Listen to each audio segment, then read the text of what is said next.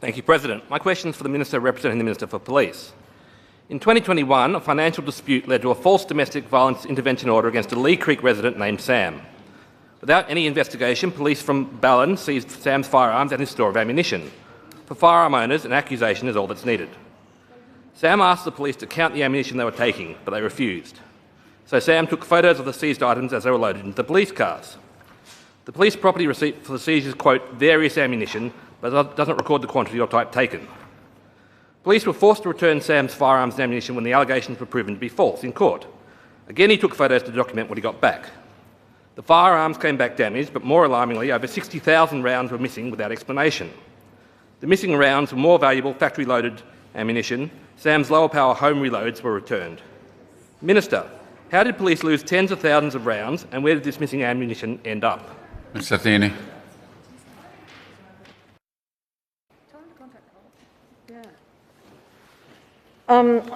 President, I seek your advice in relation to whether this is actually a matter for the Minister for Police.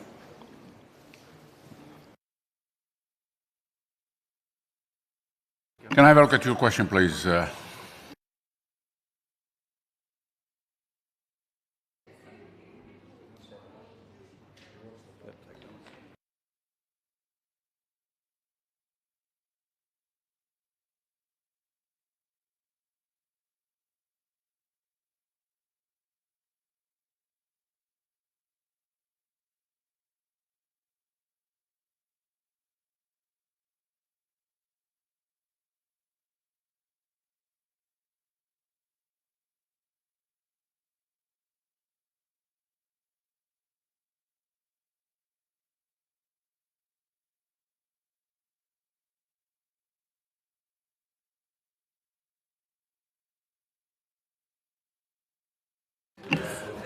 Minister, it's correct question to police, please.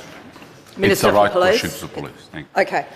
Thank you, Mr. Quilty. And I note that this is a very detailed individual complaint where there are very serious allegations. You continually bring these individual complaints to the House. And in terms of this particular issue, it's compounded by a number of allegations. So I will refer it to the Minister for Police, consistent with the President's ruling, and I'm sure that he will provide a response within the standing orders. Thank you. Mr. Quilty on a supplementary. Thank you, Minister.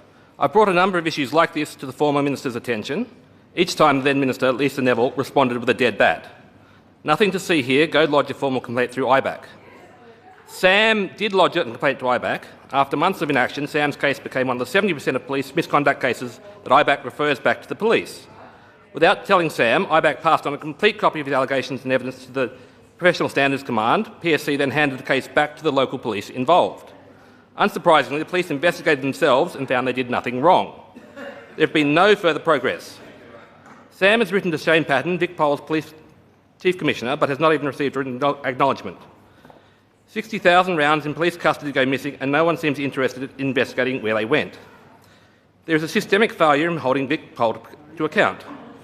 Minister, what will you do to address the clear cases of corruption like this, cases that Vic Pole just cover up? Minute. Minister. Thank you, President. I'll refer this supplementary to the Minister.